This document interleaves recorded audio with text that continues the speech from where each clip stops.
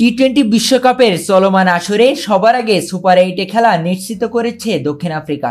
বুধবার সকালে শ্রীলঙ্কা নেপাল ম্যাচ পরিত্যক্ত হয় দক্ষিণ আফ্রিকার সুপার 8-এ খেলা নিশ্চিত হয়ে যায়।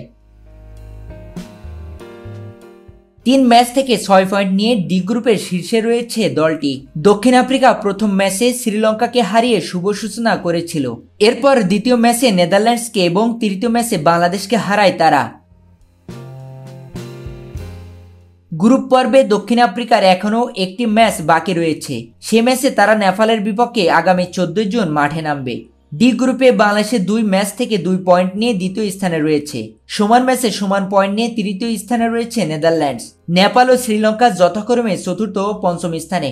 উভয় দলের পয়েন্ট 1।